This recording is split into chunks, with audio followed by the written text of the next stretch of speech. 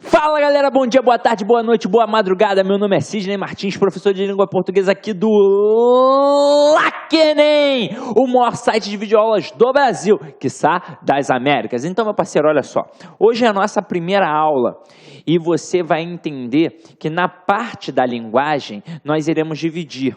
Então, vai trabalhar o professor César Bordão com a parte da interpretação e eu, Sidney Martins, trabalharei a parte de redação e a parte de literatura. Quando nós formos ter a aula de literatura, eu vou explicar mais ou menos como é que vai funcionar. Agora, como a aula de hoje é uma aula de redação, já vou logo te explicando como é que o negócio funciona. Então, olha só. Uma coisa é você fazer um cursinho para poder passar no Enem. Mas não é isso que eu quero. Eu não quero que você simplesmente passe e caia de paraquedas em qualquer curso. Eu quero que você passe nas cabeças, que você seja competitivo, que você possa escolher qualquer curso, até mesmo medicina. Então, olha só, como é que funciona a redação? Tanto no curso presencial quanto na videoaula, no mundo do concurso público, em que eu já trabalho há vários anos, e também no mundo do vestibular, em que eu também trabalho há vários anos. Olha só, você que vai fazer Enem é diferente de um camarada que vai fazer uma prova da Polícia Federal, que vai fazer uma prova de um Tribunal de Contas, porque esse cara ele é mais velho que você, e então ele já adquiriu um conhecimento de mundo que você não tem como possuir. Por diversos motivos. Primeiro, que esse cara já é formado. Segundo, que ele é mais velho que você, provavelmente viajado, então ele tem um conhecimento de mundo amplo. Aí o que eu faço com ele? Eu ensino a estrutura, facilito os caminhos da produção textual. Você ainda, talvez, não tenha tanto conhecimento de mundo quanto esse camarada. Agora, o que a gente vai fazer com você que está em casa aí agora? Nós vamos ensinar sim a estrutura, mas nós vamos trabalhar esse conhecimento de mundo. Afinal de contas, você pensa que o Enem só trabalha interpretação, e essa não é a verdade. Com o tempo você vai entender que ele trabalha compreensão e interpretação, que são inclusive coisas distintas, diferentes. Para você conseguir trabalhar um texto, fazer uma análise textual, antes você tem que fazer uma análise gramatical, e a redação, ela nada mais é de que uma interpretação ao contrário. Então, quanto maior o seu conhecimento de mundo, maior a sua capacidade interpretativa. Sidney, explica isso daí da redação e da interpretação. Imagina o seguinte, você pega qualquer tipo de texto para tentar entender, você vai querer se contextualizar, então pega uma narrativa, por exemplo, você vai fazer perguntas, quando aquilo aconteceu, onde aquilo aconteceu, como aquilo aconteceu, quem participou. Dessa forma, você entende a narrativa. E se você tiver de produzir uma narrativa, você vai ter de responder tais perguntas. Então, você vai colocar quando aconteceu, onde aconteceu, como que aconteceu e quem participou daquilo. Professor, mas hoje em dia eles cobram a dissertação para a gente. Quando você está lendo uma dissertação, o que você procura? O porquê e o para quê das coisas. E quando você produz, você deve responder o porquê e o para quê das coisas. Então, se liga só, nós vamos trabalhar aqui a parte da macroestrutura de uma redação e a parte da microestrutura de uma redação. O que é a parte macro? É aquilo que você sempre se habituou na época da escola. Ele vai cobrar se o texto está bem apresentado, se tem introdução, desenvolvimento, conclusão, se é coeso, se é coerente, esse tipo de coisa. Agora, o que é a microestrutura? É a parte gramatical. Lembra que eu falei? Para poder fazer uma análise textual, você antes tem que saber a parte gramatical para poder produzir um texto também, porque você vai ser cobrado na parte de regência, se está empregando bem ou não está uma preposição com um verbo e com um nome, vai ser cobrado na parte da crase, vai ser cobrado na parte da concordância, na parte da pontuação e por aí vai. Então, meu companheiro, aqui no curso de redação, nós vamos entender o perfil da banca, como é que ela faz para poder corrigir, então eu vou entender toda a estrutura, toda a mecânica da prova e também vou entender como é que funciona a parte gramatical, como é que funciona a coesão da referência, a coesão da sequência, ou seja, vamos estudar as conjunções, vamos estudar a regência, a crase, a concordância, a pontuação e por aí vai. Sem contar que nós também vamos trabalhar o conhecimento de mundo, porque tem aspectos relacionados à religião, à economia, à violência, à infraestrutura, ao contexto social. Tudo isso nós vamos trabalhar. Como? Trazendo textos para poder fazer uma interpretação. Então, no momento em que você está trabalhando aqui comigo para poder produzir um texto, você também está trabalhando para poder compreender e interpretar. Então, nós vamos juntar tudo, até mesmo porque em língua portuguesa está tudo interligado e você vai ficar fera. Então, vamos parar de enrolação e vamos direto a um ponto. Então, vem aqui comigo, meu companheiro. Está vendo aqui o comando da nossa aula? Ó, as 5 competências da redação no Enem.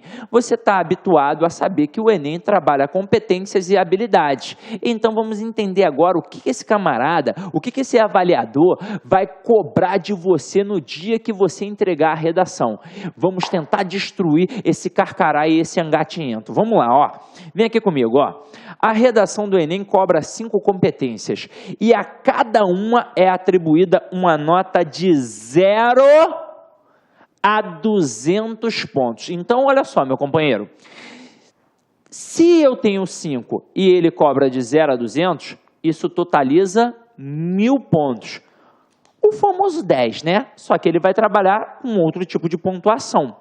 Agora, a primeira competência que esse camarada vai te cobrar é para que você saiba demonstrar domínio da modalidade escrita formal da língua portuguesa. Olha só, o candidato deve observar, entre outras coisas, a correção gramatical e a grafia correta das palavras, significado preciso de termos utilizados, pontuação e morfossintaxe. Como assim?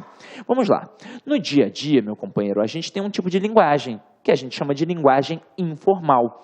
Na prova, você vai utilizar a linguagem padrão culta da língua portuguesa. Só para citar como exemplo, no dia a dia, eu pego o verbo chegar e utilizo com preposição em. Eu digo que eu cheguei em casa, que eu cheguei no curso, que eu cheguei na escola. Mas você, ao estudar no padrão culto, você percebe que a regência deste verbo vai trabalhar com a preposição a. Então, é chegar a casa, é chegar ao curso, é chegar ao colégio. E isso vai ser analisado no dia em que você entregar o seu texto. Então, a gente precisa entender como é que funciona a modalidade padrão formal culta da língua portuguesa. E é por isso que eu vou trabalhar aqui contigo regência, crase, pontuação e por aí vai. Tranquilo, meu companheiro? E, professor, estou me assustando. Não precisa ficar assustado, não. Com o tempo, você vai ficando fera. Tranquilo? Olha aí a próxima. A próxima trabalha a competência do camarada, que é você, ou companheira, compreender a proposta de redação e aplicar conceitos das várias áreas de conhecimento para desenvolver o tema dentro dos limites estruturais do texto dissertativo argumentativo. Então, aqui, ó, esta habilidade refere-se à capacidade de compreensão do texto lido e da proposta apresentada pela banca. É, portanto, uma questão de leitura atenciosa dos textos motivadores. Além disso, o candidato deve redigir seu texto de acordo com a modalidade discursiva indicada. Então, olha só, meu companheiro, aqui, quando ele vai trabalhar a modalidade, deixa eu te mostrar. Falei de redação. Nós temos 3 possibilidades. Nós temos o que chamamos ou de tipologia textual ou de modos de organização textual. E agora a gente vai começar a se adequar a este tipo de nomenclatura. Então, falei de redação, eu estou falando de 3 possíveis estruturas. Eu estou falando da narração, da descrição e da dissertação. Vou trabalhar com calma todas essas estruturas com vocês, mas vamos priorizar sempre a dissertação. E por que nós vamos priorizar sempre a dissertação? Simples. Quando eu falo em narração, a narração é fruto da imaginação. Quando eu falo de descrição, é fruto da observação. E quando eu falo da dissertação, isso aqui é fruto do quê? Da argumentação. Então, meu companheiro, Todo mundo é capaz de imaginar, todo mundo é capaz de observar, mas nem todo mundo é capaz de argumentar. Então, por isso a dissertação será o elemento mais cobrado para você numa prova. Agora, eu quero que você entenda o seguinte: qualquer tipo de texto que você venha a escrever, ou será narrativo, ou descritivo, ou dissertativo. E aí, voltando aqui para a nossa competência, ele diz que vai cobrar de você a compreensão da proposta da redação e a aplicação dos conceitos das várias áreas de conhecimento para desenvolver o tema. Então, meu companheiro, ele, na verdade, vai trabalhar aquilo que a gente chama de compreensão e interpretação. Compreensão é aquilo que está dentro do texto e interpretação é aquilo que vai além do texto. Então, se ele está pedindo para você compreender, está ali, está dentro do texto, não está exigindo muita coisa. Só que ele vai trabalhar com vários conceitos de conhecimento. Então é óbvio que quanto maior for o seu conhecimento de mundo, maior será a sua capacidade interpretativa. Então é por isso que nós temos de ler bastante. Agora, Sidney, eu não tenho muito tempo em casa, eu não gosto muito. E é por isso que eu estou aqui, para fazer você gostar, nem que seja na marra. A gente vai analisar textos e interpretá-los e compreendê-los, tranquilo? E com o tempo você vai perceber essas diferenças. Agora, quando ele fala da modalidade discursiva indicada, provavelmente seja a dissertação, que é uma estrutura linear, em que eu tenho início, meio e fim. A famosa introdução, desenvolvimento e conclusão. Tranquilo? Então, vamos agora para a próxima competência. Lembrando que cada competência aqui, vale de 0 a 200 pontos. Terceira competência: selecionar, relacionar, organizar e interpretar informações, fatos, opiniões e argumentos em defesa de um ponto de vista. O candidato deve ser capaz de organizar ideias em seu texto. Aqui ele deverá aplicar o que aprendeu ao longo de sua formação sobre coerência. Então, olha só, meu companheiro, se aqui você vai trabalhar os fatos, as informações, você vai começar a perceber que você deve argumentar realmente no seu texto. E aí é o seguinte: para argumentar, eu vou trabalhar a coesão sequencial. Eu tenho a chamada coesão referencial, que é bastante cobrada para vocês na prova, em que eu vou trabalhar basicamente pronome e substantivo. Então, ele vai destacar um termo no texto e vai pedir o referente desse termo. E aí você pode parar para analisar em que você tem lá textos literários e não literários, e o processo será sempre o mesmo. Por exemplo, ele pode trabalhar a parte da literatura. Ele não vai cobrar ali, talvez, um processo histórico em que aquele texto foi escrito, e nem vai te cobrar algo sobre aquele autor diretamente. Mas isso é importante para você, para que você possa se contextualizar e facilitar a compreensão e a interpretação daquele texto. Haja vista que quanto maior o meu conhecimento de mundo, maior a minha capacidade interpretativa. Quando você tem um texto e você precisa argumentar, você está basicamente trabalhando a coesão sequencial, que é a sequência das ideias. Se eu estou indicando uma soma, uma causa, uma consequência, uma finalidade, uma oposição e por aí vai. Agora, qual é o trabalhinho que você vai fazer em casa? Eu vou trabalhar isso aqui contigo, mas se você quiser adiantar, quando a gente fala de coesão sequencial, quando a gente fala de argumentação, estamos basicamente falando da conjunção. A conjunção é um coringa na língua portuguesa. Se eu não sei conjunção, eu não sei interpretar e eu não sei produzir bem um texto. Então, eu tenho de saber as conjunções. Nós temos dois tipos de conjunções. Nós temos as conjunções coordenativas e nós temos as conjunções subordinativas adverbiais. O que você vai fazer, meu companheiro, minha companheira, em casa? E aí tem que seguir a dica do titio Sidney aqui. você vai pegar 2 folhas de cartolina, porque você tem 5 conjunções coordenativas e você tem 9 conjunções subordinativas adverbiais na gramática, mais 2 que aparecem pela tradição das provas. Quem são essas 2? São as locativas e as modais. As locativas indicam o lugar e as modais indicam o modo.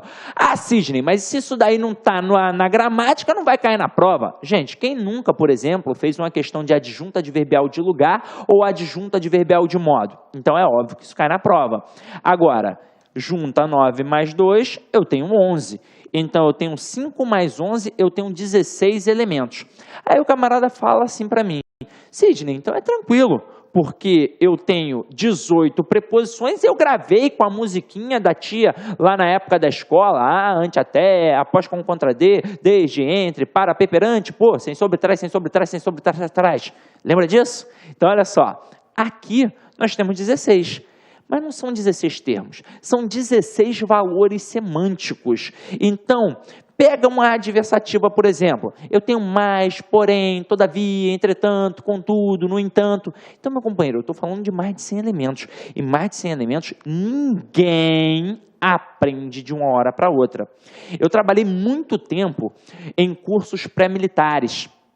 Eu pegava a galera do Colégio Naval, da SpaceX, e eles seguiam à risca todo o conselho que eu dava, e isso funcionava. Então, meu parceiro, você vai pegar 2 folhas de cartolina, vai colocar as conjunções. Ah, Sidney, não tem um local adequado para poder achar isso. Não se preocupe, entre em contato comigo pelo Facebook, pelo WhatsApp, sei lá, pelo e-mail. Eu mando um material que eu já preparei para os meus alunos no presencial e também no online, no concurso público, e mando para vocês, para que você pegue e escreva. Não adianta imprimir e colar, não, porque o processo de aquisição de conhecimento está estritamente ligado ao processo de escrita. Então, quando você escreve, você massifica o teu conteúdo, o teu conhecimento. Então, você vai escrever as 5 conjunções coordenativas, em que você tem a aditiva, a adversativa, a explicativa e por aí vai. Você vai colocar as 11 conjunções subordinativas adverbiais, vai escrever e depois você vai colar num local em que você sempre visualize. Para quê? Para você nunca esquecer. Por exemplo, pega uma escola de criança, o que tem nas paredes? Tem sempre o alfabeto, as 4 operações numéricas e frases de concepção moral e higiênica. Por um acaso, você acha que a criança para ficar lendo aquilo especificamente? É óbvio que não, mas ela não está sempre batendo o olho e assim ela vai aprendendo as operações numéricas, o alfabeto, aprende que é importante escovar os dentes 3 vezes ao dia, pelo menos, após as refeições, porque isso tudo está lá e ela está sempre visualizando. Então, se você sempre ficar visualizando, você vai massificar, é óbvio. Treinando também em cima de exercícios, porque por mais otimista que eu seja, por mais otimista, eu só vou aqui conseguir atingir 30% da aquisição do teu conhecimento. Os outros 70% dependem de você. Depende de você. O que vai definir quem vai passar em primeiro lugar, ou então quem vai passar em último, ou então quem nem vai passar, é você. Eu vou te dar as ferramentas. Agora, como você vai utilizar, é contigo. Tranquilo? Então vem aqui comigo.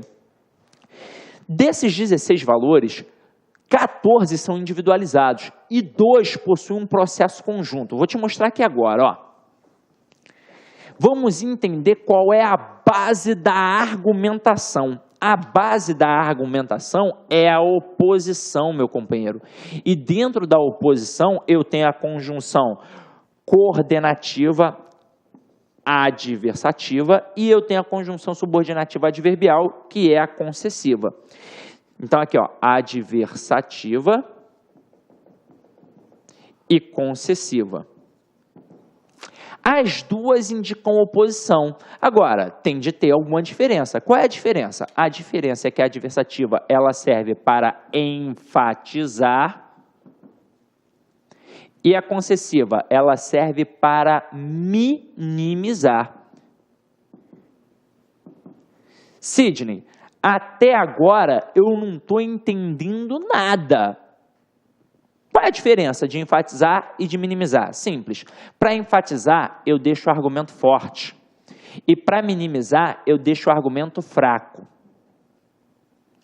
É com isso daqui que a mídia manipula o povo. É com isso daqui que o político manipula o povo, manipula as massas. É com isso daqui que a gente se livra de problemas. Então, meu companheiro, eu vou fazer duas analogias para que você possa entender isso daqui. Uma na base da brincadeira, para você não esquecer mesmo, e outra mais séria. Então, vamos lá. Primeira da brincadeira, que é para poder logo cortar o clima tenso. Se liga só. Imagina você, mulher, que está em casa, sozinha, solteira, abandonada, há um tempão sem dar um beijinho na boca, triste, raivosa disso, porque quando a mulher não está pegando ninguém, ela fica boladona. Aí eu digo assim, eu tenho a solução dos teus problemas, eu tenho um amigo para te apresentar. Se você está um tempão sem alguém, é óbvio que você vai falar, poxa, Sidney, como é que é essa pessoa? Me apresenta aí, é bonito. É geralmente assim, né? Pô, quer saber como é que é a pessoa, se é bonito, se é feio, por aí vai. Aí eu digo para você que está em casa, eu digo que o meu amigo é feio.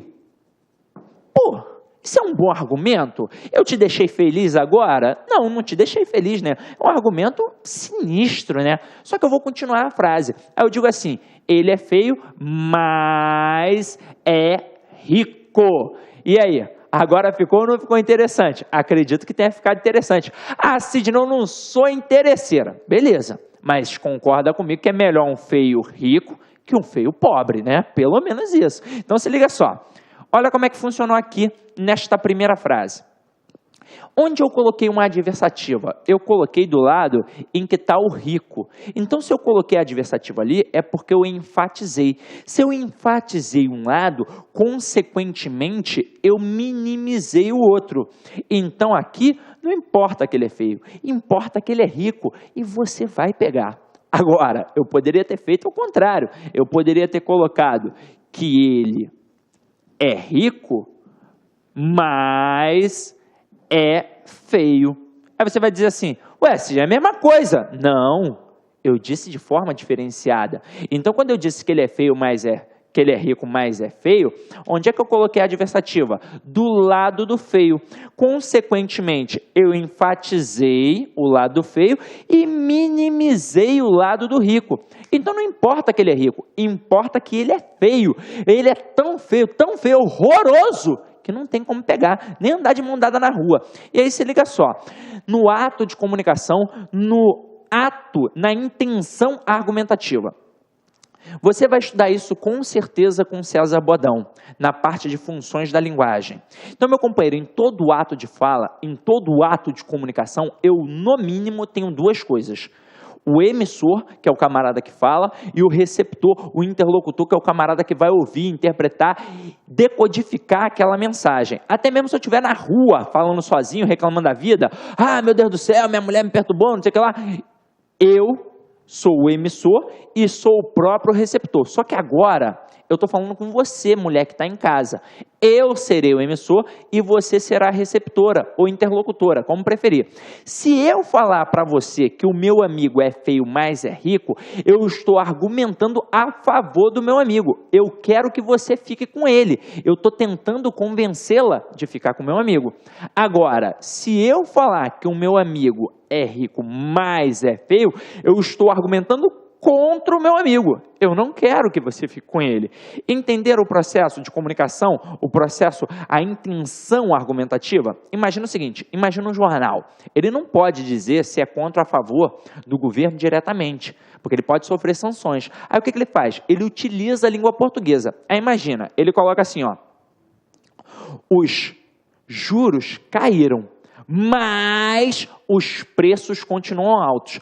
O que fica na mente do povo? Que o preço está alto. Aí eu fico puto. Caramba, passei o mês inteiro trabalhando, não consigo pagar as contas, não vou votar em ninguém, vou votar nulo. Eu fiquei contra o governo. E o jornal conseguiu o que queria. Agora, se o jornal for a favor do governo, ele vai expor os mesmos dois fatos, porque é a obrigação dele, mas ele vai alterar um pouco como ele vai informar isso. Aí ele vai colocar assim, ó, os preços continuam altos, mas Os juros caíram. E é isso que vai ficar na mente do povo, que os juros caíram.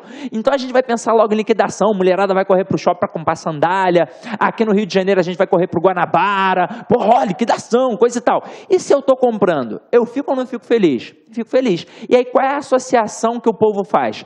Eu agora estou comprando, neste governo eu compro, no governo de fulano de tal não comprava.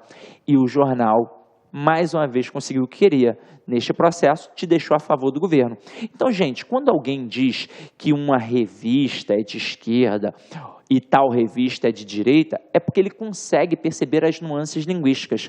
E ele consegue filtrar o que é bom e o que é ruim. Agora, se eu não consigo entender toda essa malícia, eu vou virar massa de manobra. Eu vou simplesmente seguir aquilo dali que o camarada está querendo e serei manipulado. Então você já sabe, aliás, é importantíssimo que você, na aula de geografia e de história, que é basicamente um processo das atualidades, comece a trabalhar isso. Você tem de começar a ler bons livros, mas também boas revistas, também tem que começar a ler bons jornais. Não adianta só ficar pegando meia hora e o Expresso. Tem que ler sim um JB, o Globo, tem que pegar o Le Monde Diplomatique, que é um jornal francês que é mensal, excelente. Tem que pegar revistas como a Veja, a Época, a Caros Amigos, a Carta Capital e por aí vai. Então você tem de ampliar o teu conhecimento de mundo para poder também ampliar o teu processo argumentativo, beleza? Então agora nós vamos entender a quarta competência, meu companheiro.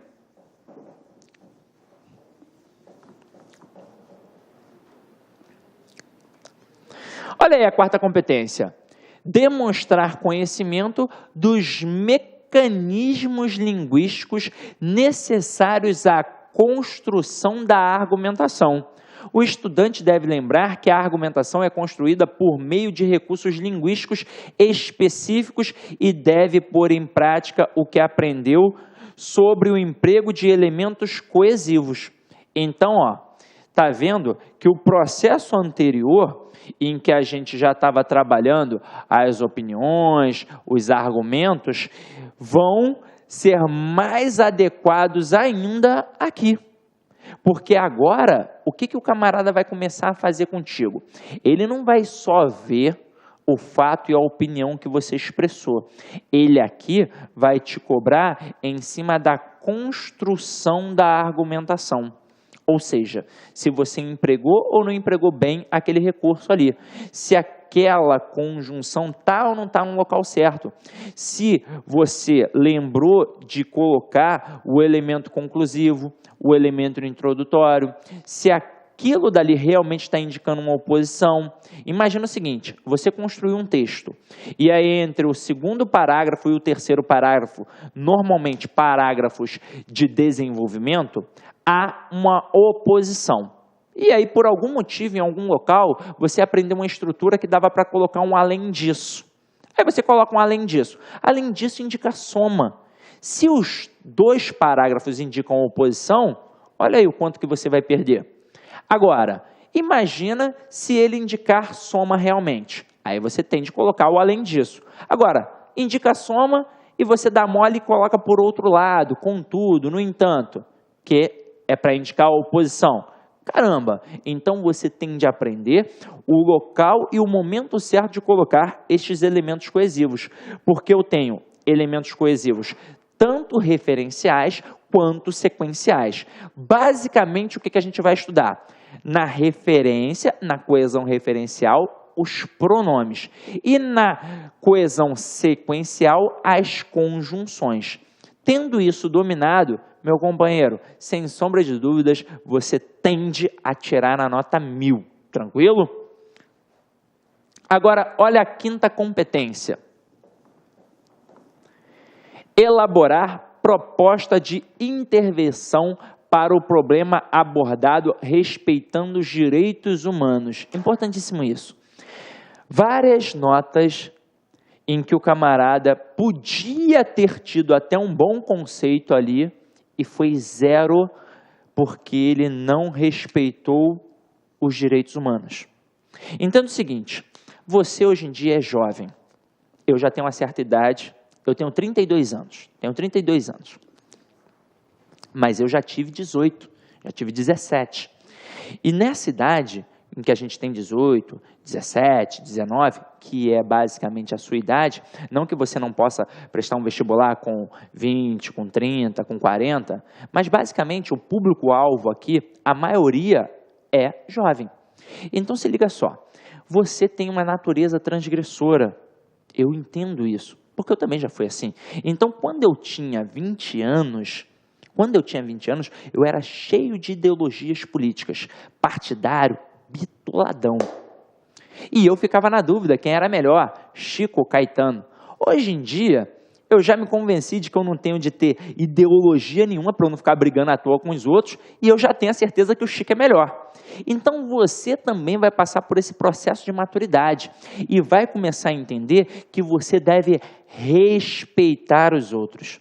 Não é porque você tem uma opinião que você tem de a ferro e fogo fazer valer. Você tem a sua, beleza, que seja respeitada, mas você também tem de respeitar o outro. Por exemplo, vamos pegar no processo religioso. Você tem um católico e você tem um evangélico, ambos cristãos. E ainda assim, às vezes brigam, se ambos são cristãos. Aí, imagina o seguinte, vamos parar com a briga do católico com o evangélico e vamos pegar um ateu. O ateu é aquele camarada que não crê em Deus. Eu tenho o direito, por exemplo, de criticar este ateu num texto?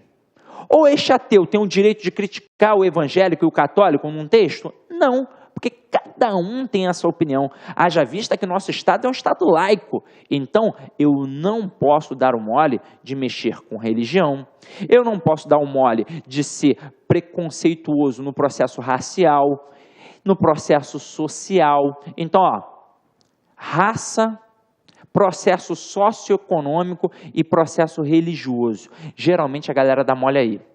E eu não posso dar esse mole. Tranquilo? Agora, espera-se que após discutir e avaliar os problemas descritos em sua redação, o estudante seja capaz de apresentar propostas práticas de solução, de acordo com os argumentos apresentados no texto. A proposta de intervenção não deve conter nada que possa ser entendido como desrespeito às diferenças de raça, religião, orientação sexual e similares. Desculpa o exemplo, mas você não vai me dar um mole de colocar lá que, por exemplo, o camarada trabalha a relação homoafetiva, casais do mesmo sexo casando. Pelo amor de Deus, você não pode ser preconceituoso a esse ponto. Olha só o tanto de informação que você tem. Aí você não vai, por exemplo, olha só, isso acontece, chamar o cara de viado, dizer que ele vai queimar no fogo do inferno. Pelo amor de Deus, tu não vai me dar esse mole, né? Então, meu companheiro, sem sombra de dúvidas, se você fizer isso, é zero. É por isso que nós tivemos 30 mil zeros na redação do Enem, meu companheiro. Além do camarada talvez ter feito gracinha, ele também pode ter sido preconceituoso. E isso acarreta o zero. Tranquilo? Então, não vai me dar esse mole. Agora, finalizamos aqui essas 5 competências e vamos entender aqui agora, o que está acontecendo com a nossa prova do Enem. Deixei escrito para você ter no seu material também, vou até fazer uma leitura aqui na íntegra. Depois das gracinhas ocorridas em 2012 e 2013, como por exemplo a inserção de receitas de macarrão, né, o miojo lá, e a cópia dos textos de outras partes da prova, isso aqui é importante, cópia dos textos de outras partes da prova. Olha só o que acontece, meu companheiro, você tem lá textos motivadores. Você não pode copiar aquilo e colocar no seu texto. Tem aluno que faz isso, meu companheiro. Não pode, sabe por quê? Você está ferindo o princípio da originalidade. Não é você que está escrevendo, isso é plágio. Não pode dar esse mole, tranquilo? Então aqui, é natural que a banca de correção tenha ampliado os seus critérios de avaliação e se tornado bem mais exigente. Haja visto o concurso de 2014. 30 mil zeros. E a tendência é aumentar. É por isso que você que já está aqui conosco no LAC, já está, ó, anos-luz na frente de quem não está estudando. Sem contar que você está aqui trabalhando com o famoso BBB, bom, bonito e barato. Está pagando pouco por um serviço de qualidade. Em local nenhum eu tenho certeza que você vai encontrar um curso por R$300. Então, meu companheiro, aproveita, né? Então, olha só, de acordo com o edital 2014 do Enem, eram esses os critérios para atribuição de nota zero. 30 mil zeros. Vamos lá, meu companheiro. Vamos entender que nós podemos dar mole no Enem, de acordo com diversas possibilidades. E a gente vai conseguir continuar ampliando isso daqui para entender tudo que está abarcado aí dentro dessas 5 competências. Então, olha só, fuga ao tema. Em 2014, o tema da redação foi publicidade infantil e surpreendeu muitos alunos que esperavam escrever sobre escassez de água ou esportes. Muitos já haviam ensaiado nos cursinhos o texto que seria escrito. Meu companheiro, você tem de ter a estrutura. E eu vou te ensinar uma estrutura que vai servir para qualquer tema. Agora, você pegar um tema e preparar uma redação só para aquele tema, esperando que aquilo caia na prova, com certeza você vai tomar uma rasteira. Porque é impossível que alguém diga exatamente o que vai cair, a não ser que o camarada seja ali, ó, da banca, um dos diretores. Caso contrário, não tem como. O que nós, professores, fazemos? Nós, pelo nosso conhecimento, trabalhamos as possíveis estruturas de temas. Agora, dizer que aquilo dali vai exatamente cair, isso é conversa fiada, tranquilo? Agora aqui, ó, não obediência à estrutura dissertativo-argumentativa. O camarada está trabalhando uma estrutura da dissertação. E aí ele cobra, provavelmente, uma estrutura em prosa, que é a estrutura linear, início, meio e fim. O que aconteceu no vestibular de 2009 da UERJ? Eles destacaram, pediram um texto em prosa, grandão. Vários zeros, vários. Porque o camarada pensou que era para fazer poema, poesia. Foi isso que ele fez. E é óbvio que se o camarada pediu uma dissertação, um texto em prosa, e o cara vai lá e faz um poema, isso é zero. Então, não posso dar esse mole. O candidato escreve um texto narrativo ou qualquer outra modalidade que não seja solicitada. Imagina, tá ali para fazer uma dissertação, e aí você começa a escrever uma narrativa, começa a contar uma história. É zero na hora, meu parceiro. Texto insuficiente, isso é importantíssimo. A banca só corrige textos que contenham mais de 8 linhas autorais.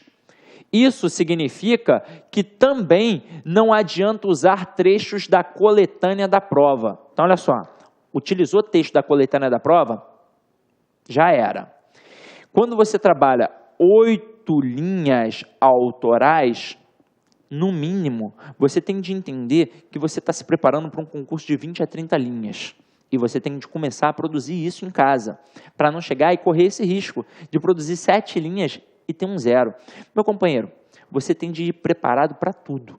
Se você gosta de jogar futebol e você vai jogar contra um time que teoricamente é melhor que o seu, você não treina, não se prepara, não corre para perder uns quilinhos, não vai tocar uma bola ali para melhorar a estratégia do time? Ué, por que você vai fazer uma prova em que você está concorrendo com gente do Brasil inteiro, gente muito boa, que estudou em colégios excelentes, como os famosos colégios católicos, que tem uma estrutura sensacional, os colégios que são federais, que também são excelentes, e alguns colégios particulares que são fenomenais?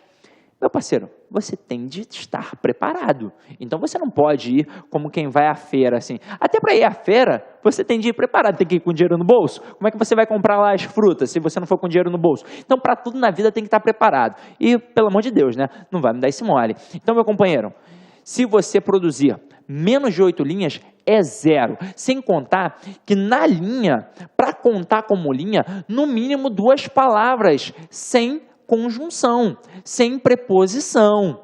Então, o ideal é que você escreva pelo menos até o meio da linha. Não é obrigatório. Agora, só vai contabilizar como linha se você tiver pelo menos 2 palavras. Então, não vai me dar esse mole, tranquilo? Agora aqui, ó, folha de resposta em branco. Isso acontece. O aluno fez a redação no rascunho e não transcreveu para a folha de redação. É o mesmo que não fazer. A banca do Enem não é o seu professor da escola. Ninguém vai dar uma olhadinha no seu rascunho, meu companheiro. Você não estará lá diante do titio Sidney. Eu não vou olhar, vou pegar e vou falar, tadinho, fez ali no rascunho. Não, meu parceiro. Não colocou na folha obrigatória, é 0. E aí, meu parceiro, não adianta chorar. Não adianta. Só ano que vem de novo. Tranquilo? Então vem aqui comigo, ó. Desrespeito aos direitos humanos, como nós já citamos. A dica é simples, não escreva nada preconceituoso, porque se isso acontecer, é 0. Ah, professor, mas eu sou preconceituoso. É contigo, meu parceiro. Eu tô te dando a dica. Vai ficar com síndrome de Gabriela, nasci assim, vou morrer assim? Não, né? Você quer passar, não quer? Então vamos lá, ó. Parte do texto deliberadamente desconectada do tema proposto. Se a banca ficou mais rigorosa nos últimos anos, a culpa é daquela receita de miojo na prova de 2012. Naquele ano, os critérios eram diferentes e o candidato engraçadinho perdeu apenas parte dos pontos. Hoje em dia, meu parceiro, isso não vai acontecer. Então, você tem uma estrutura que eu vou te ensinar, e uma estrutura coesa e coerente. Se você não seguir isso, com certeza você vai perder diversos pontos. E se ficar de brincadeirinha, é 0. Tranquilo? Agora aqui, ó, impropérios, desenhos e outras formas deliberadas de anulação. Precisa comentar? Você fica lá, ó, fazendo desenhozinho na prova, colocando palavrão, pichação. Bom, parceiro, 0, né? Aqui, ó, cópia dos textos motivadores. Se o candidato copia os textos, demonstra falta de criatividade e a banca não é paga para corrigir textos da mesma, que a mesma selecionou para a elaboração da prova. O nome disso, como eu já havia dito, plágio. Então, meu parceiro, se você ficar copiando, eu já vi isso acontecer diversas vezes. Antigamente, passava batido, porque a banca não era tão criteriosa. Agora não tem como. Se você me der esse mole, já era. Então, olha só, meu parceiro, ó. Se considerarmos todos os critérios de atribuição de nota 0, apenas um deles está diretamente relacionado aos conteúdos que devem ser aprendidos pelo estudante ao longo de sua formação na educação básica, que é a estrutura da dissertação argumentativa, algo que eu vou te ensinar. Professor, não aprendi isso na escola. Não se preocupe, vou te ensinar uma estrutura que vai servir para qualquer tema. Religião, economia, política e por aí vai. Você vai ter aquela estrutura e vai servir. Todo o resto é uma questão de leitura atenta do edital e do que é apresentado na folha de redação. Então, nós vamos nos habituar ao texto, para que você possa compreender e interpretar bem, para não dar mole. Tranquilo? Agora aqui, meu parceiro, a prova de redação do Enem faz parte da matriz de referência de linguagens, códigos e suas tecnologias, já que esta abrange os conteúdos de língua portuguesa, como gramática normativa, interpretação de textos e produção textual. Então se liga só, o exame segue a tradição da maioria dos vestibulares do país, e incluir uma avaliação de produção textual que, na verdade, não avalia apenas a escrita do candidato, mas também a leitura. A melhor forma de avaliar alguém é sempre a redação, porque assim você avalia não só a possibilidade de ideias, as argumentações, como também o processo gramatical. Se ele sabe ou não sabe em colocar ali bem uma vírgula, uma crase e por aí vai. Então, olha só, a prova de redação está presente no Enem desde sua primeira edição. Para você saber um pouquinho, 1998, e tem como características abordar temas com viés social, voltados para as realidades política e história do Brasil. E por isso, tem como especificidade buscar uma proposta de intervenção social. Ou seja, não é para ficar em cima do muro. Eu vou me colocar ali, vou pontuar, opa, tá errado, tá errado. Mas como é que a gente muda aquilo dali? Então eu vou ter de intervir. Por parte do candidato, a qual abordaremos a seguir. Os temas de todas as propostas de redação do Enem, desde sua concepção até o ano de 2014, foram. Aí coloquei aí para você dar uma olhada, olha só. 98, viver e aprender. 99, cidadania e participação social. 2000, direitos da criança e do adolescente, como enfrentar esse desafio social. 2001, desenvolvimento e preservação ambiental, como conciliar os interesses em conflito. 2002, o direito de votar, como fazer dessa conquista um meio para promover as transformações sociais que o Brasil necessita. 2003, a violência na sociedade brasileira, como mudar as regras desse jogo. 2004, como garantir a liberdade de informação e evitar abusos nos meios de comunicação. 2005, o trabalho infantil na sociedade brasileira. 2006, o poder de transformação da leitura. 2007, o desafio de se conviver com as diferenças. 2008, como preservar a floresta amazônica. Suspender imediatamente o desmatamento. Dar incentivos financeiros a proprietários que deixarem de desmatar ou aumentar a fiscalização e aplicar multas a quem desmatar. 2009, o indivíduo frente à ética nacional. 2010, o trabalho na construção da dignidade humana. 2011, viver em rede no século XXI, os limites entre o público e o privado. 2012, movimento imigratório para o Brasil no século XXI. 2013, os efeitos da implantação da lei seca no Brasil. 2014, publicidade infantil em questão no Brasil. Então, meu parceiro, podemos dizer que até 2003, os temas eram abordados de uma forma mais abrangente e generalizada. E que a partir de 2004, essa abordagem passou a ser mais específica e detalhada, focando em um determinado aspecto. Porém, desde o início do Enem, os temas têm enfoque social, abordando assuntos fundamentais como cidadania, direitos humanos, meio ambiente, educação, convívio social, ética política, liberdade, comunicação e por aí vai. Por vezes, o mesmo tema abrange vários destes subtemas. Por exemplo, o tema da prova de 2007, o desafio de se conviver com as diferenças, engloba a questão da discriminação, dos inúmeros preconceitos que, infelizmente, ainda estão enraizados na sociedade, não só brasileira, e, portanto, do convívio social e da liberdade de expressão, tanto corporal, sexual, religiosa, de informação, dentre outras. Então, meu parceiro, basicamente, para eu produzir bem um texto, eu também tenho de estar antenado nos processos sociais. Então, história e geografia, extremamente importante para você ampliar o teu conhecimento de mundo. E a leitura de jornais e revistas importantes também. Então, o aspecto social será vigente na nossa prova. E para finalizar, olha essa coisinha linda aí, meu parceiro. Por que eu estou mostrando isso? Suponhamos que seja o seu primeiro concurso ou o segundo, não importa.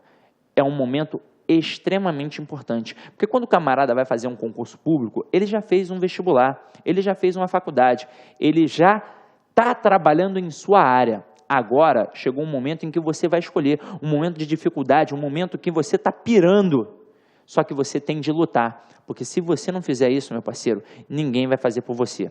Teu pai e tua mãe, eles podem ser extremamente zelosos, extremamente rígidos, mas ainda assim não tem como eles estudarem por você. Isso depende de você. Então você tem de ter uma força de vontade enorme. Não pode dar mole para ficar perdido no Facebook, no WhatsApp, festinha, encher a cara. Eu sei que faz parte, mas se você se organizar, terá tempo para tudo. Então tem tempo para curtir, mas também tem tempo da obrigação. E agora chegou um momento muito importante para você. Tranquilo? Então, meu parceiro, Espero ter contribuído significativamente para a aquisição do teu conhecimento. Se possível, avalie aí, dá um retorno, entre em contato comigo pelo Facebook, pela internet, para que a gente possa sempre trocar uma figurinha, para que eu possa te auxiliar sempre. Você não vai ficar solto aqui no LAC, você vai ter sempre uma ajuda, tranquilo? Então é isso aí, meu companheiro. Ide em paz e que o Senhor sempre vos acompanhe. Clique LAC.